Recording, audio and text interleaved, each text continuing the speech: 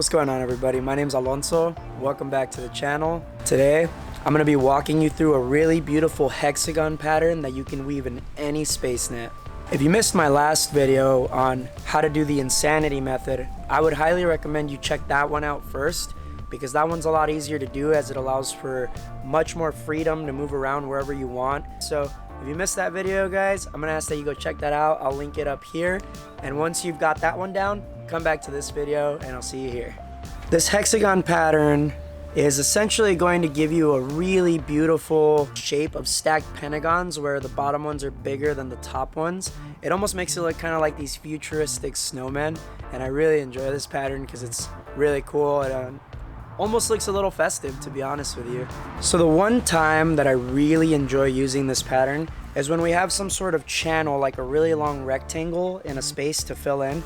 You can see here, this isn't a perfect rectangle, but it's got some rectangular properties. You know, it's got two parallel walls here, and it's really long. So this is where this pattern is gonna go really well, because you can weave really quickly and really efficiently in channels like this. For me, at least, it's highly preferred over the insanity method in spaces like this. As I said in my last video, if the space is kind of random, if it's kind of an odd shape, that's kind of where I prefer to use the insanity method. But for a channel like this where you have nice parallel walls, this hexagon pattern is going to be really nice and really easy to do.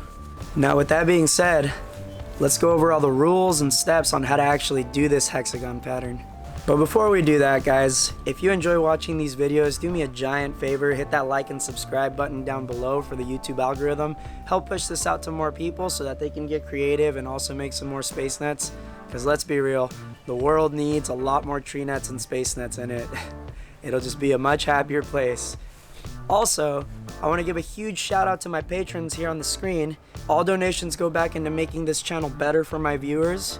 I'll put that Patreon link here. If you've enjoyed this channel or it's helped you out, consider becoming a patron today and supporting this channel. Also, if this video hits 1,000 likes before I post my next video in 2 weeks, I'll be gifting one lucky subscriber 2,000 feet of paracord, whatever color you guys pick, so you guys can start on your own net creation like this. So all you have to do is smash that like button down below and share this video with your friends. Guys, we have 2 weeks. Let's get this video to 1,000 likes. Alright, anyway, back to the video.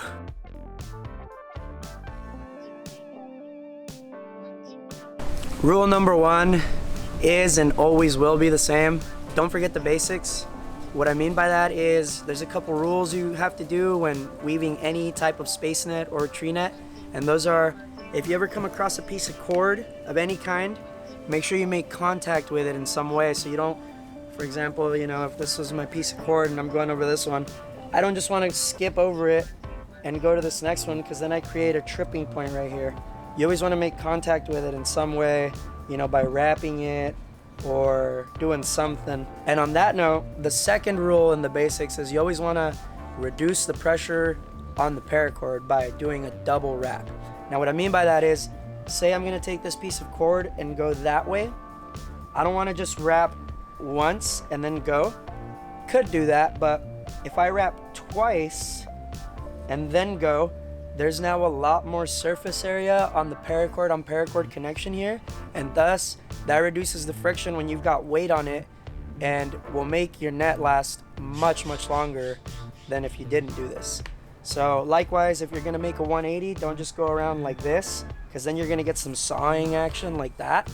Instead, go around, go one more time, and then come back. This increases friction and makes it a little bit harder for this thing to saw because it's got more surface area. So it's a little counterintuitive of a thought, but pressure is important. We want to reduce it. That's rule number 1, guys. Let's go to rule number 2. So step 2, we're gonna make our triangles, guys, and I hope you guys know how to tie a clove hitch, because we're gonna be tying a lot of them here. And to add on to this point, these triangles make this weave super bomber because it gives you a lot of points of redundancy within this little section here. So we're gonna pick a color. Let's see, we've done pink, blue, orange. I think I'm gonna go with purple here because I think purple will contrast the orange really nicely. So I'm gonna cut some paracord and then gonna demonstrate exactly how we do those triangles.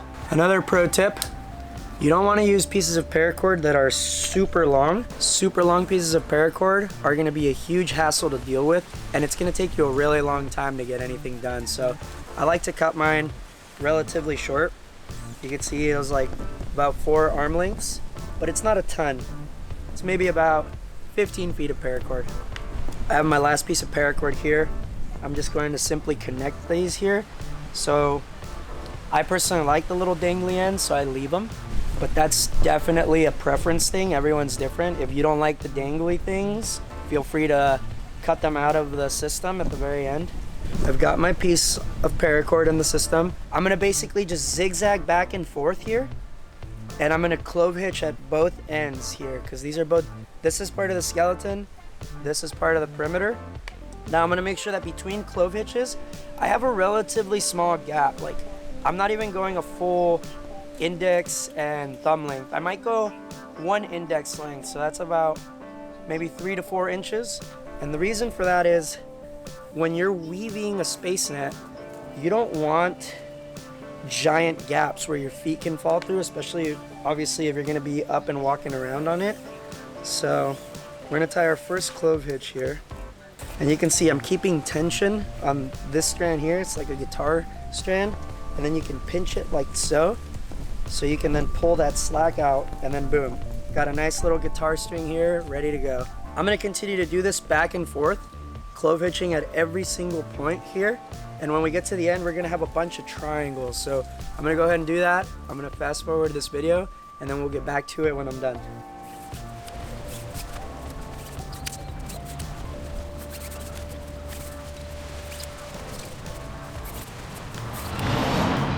One thing to notice here, as I pull new clove hitches on the perimeter, it actually deforms the perimeter a little bit and makes the previous ones a little bit looser. This is totally okay. You just don't want to go overboard and have really hanging loose strands like this guy here, which I'll go back and tighten later.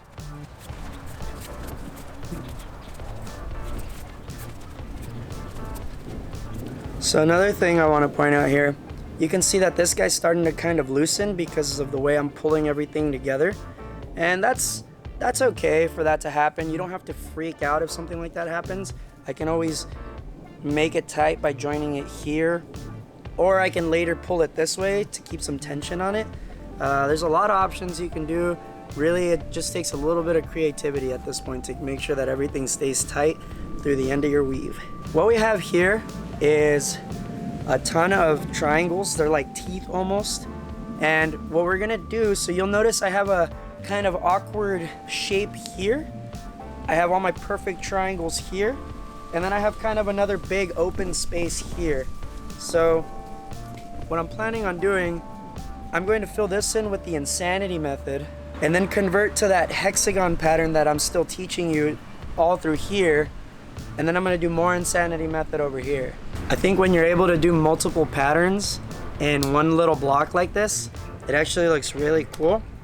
Again, this is all personal preference though. Everyone has their idea of what a Treenet or a Spacenet should look like. It's very subjective, guys, so go out and do what feels right, you know, have some fun doing it. But anyway, let's keep going. So that was step 2. Let's go to step 3. This is where the hardest part of the pattern is. So we're now gonna fill it all in this way. So we filled it in this way, and you can see we've got some really small gaps between our clove hitches here. No more, they're about 4 fingers for me. So what we're gonna do, and this is important because you wanna make sure the orientation is proper here. As we weave back and forth, the way I like to describe this pattern, we have a bunch of birthday hats. So there's a birthday hat right here, goes up to the cone, and then the next birthday hat goes the other way, right here. Then the next birthday hat comes here, then here, then here, then here, and so on and so on. It keeps switching directions, essentially, is what I'm saying. Now, what we're gonna do, we're gonna take our paracord and we're gonna weave up toward the birthday hat. So kind of, we wanna go toward this valley here, and we wanna wrap up toward that point twice, like so. So we're gonna go up 1, and remember, I'm keeping tension on this. So we've gone up 1, up 2.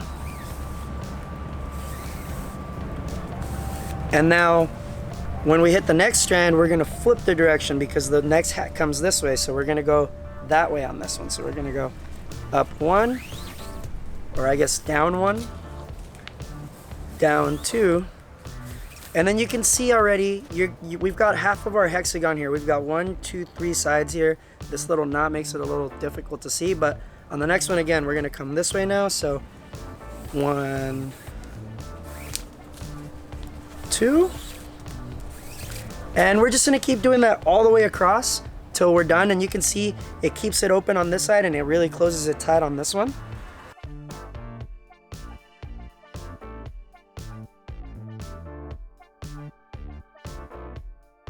We have 2 perimeters on the ends as well. When we hit those perimeters, what do we want to tie? Exactly, we want to tie a clove hitch. So I'm going to take this perimeter here and I'm just going to clove hitch right to that and make it kind of tight. So hold the pressure here, pull it all tight, and boom. That is our first iteration. You can see now those triangles have opened up on this side and really closed up on this side. We wanna basically keep going through this until the holes are small. If you see, I can put my fist right through these. These are still way too big. I don't want to be able to freely put my fist through any of these. That's kind of my rule of thumb, because if your fist can fit through them, odds are your foot can fit through them. And if your foot goes through them, you're gonna have a bad time. You never want to forget the very last step to every weave, and that is make sure you're having fun. So again, as I always say through these videos, tree nets and space nets can be a very stressful thing to make, especially if it's your first time. You're gonna be moving slow, you're gonna make mistakes. That's okay, that's part of the process. Make sure you're having fun doing it. You don't want this to be a stressful situation. You want to have fun creating your art. So that's the hexagon method, guys. I hope you learned something. If you enjoyed this video, please don't forget to hit that like and subscribe button down below. Also hit that little notification bell so you don't miss whenever I post. As always, love you guys. Thank you guys so much for watching. I'll see you guys on the next video. Ooh, hold on, I gotta whoosh.